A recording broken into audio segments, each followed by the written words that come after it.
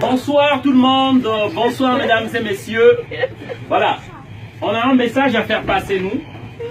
Je suis monsieur Ngoumad Mongbi Donald, un panafricain. Alors, le message que je viens faire passer ici, comme vous le constatez, j'ai un gilet jaune. J'oubliais aussi de dire que je suis membre d'un parti politique en France ici, la DER, la démocratie représentative. Alors, le message que j'aimerais faire passer ici, c'est par rapport au gilet jaune.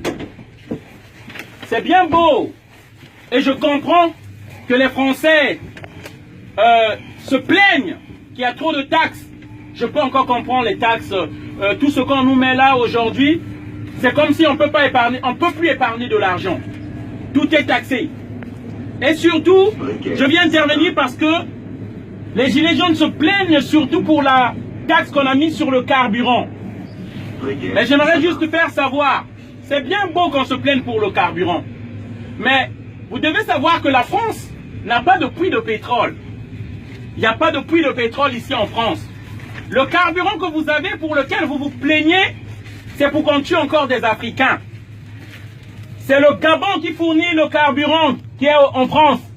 C'est le Congo, Brazzaville, d'où je viens. C'est pour ce carburant-là, en 97, Jacques Chirac a donné des armes à un criminel, un psychopathe qu'on appelle Denis Sassou Nguesso, qui a tué des Congolais pour qu'on maintienne ce prix de carburant-là. En fait, le message que je veux faire passer, je ne suis pas contre le peuple français. Nous aimons la France qui nous a accueillis. J'ai des papiers, je suis réfugié. Mais seulement vous devez savoir, chers amis, la France que vous croyez, c'est pas cette France-là. C'est pourquoi moi j'aimerais vous informer.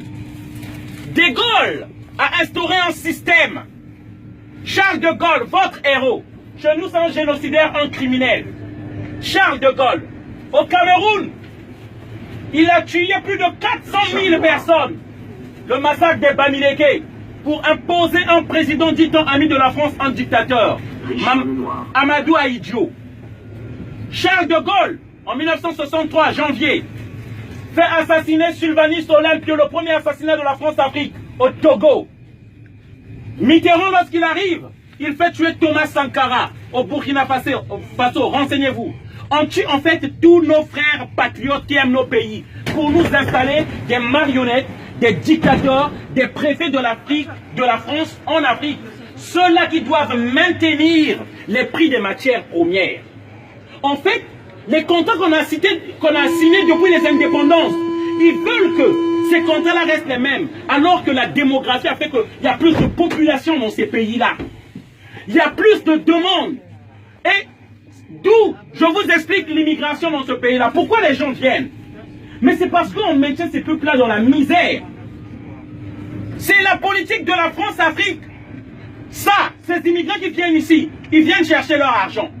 Ils ne viennent pas pour votre camembert. Et ça, je veux le faire savoir au peuple français.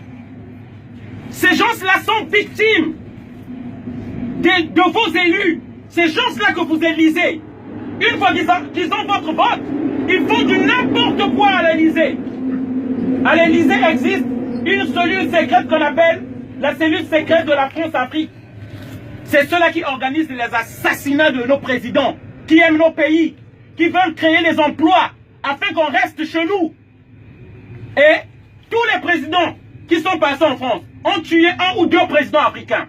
Et je peux commencer. De Gaulle, je vous ai cité. Si je prends les Pompidou, les Valéry Giscard d'Estaing, qui a détruit la Libye, Sarkozy, qui a enlevé Laurent Gbagbo qu'on a déporté à la CPI, Sarkozy et François Hollande.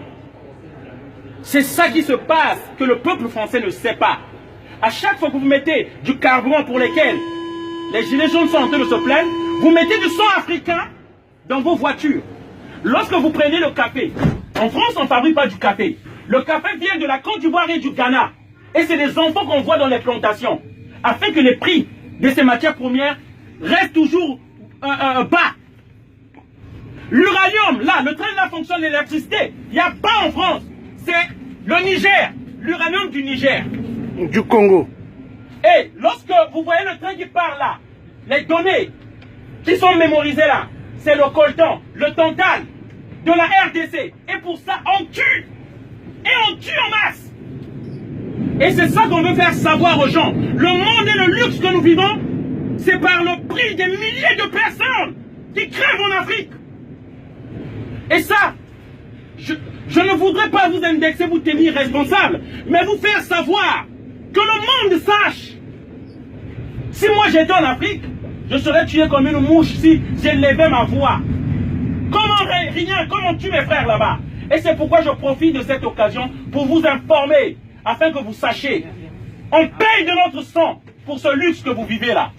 On paye de notre sang. Et ne l'oubliez pas, à chaque fois que vous revendiquez ces prix-là, ces taxes-là qui augmentent, d'une autre manière, vous demandez encore qu'on tue les Africains, afin que vous ayez toujours les matières premières à bas prix. Voilà la réalité. Merci. Je vous souhaite une bonne soirée à tous. Désolé d'avoir crié. Merci. Voilà.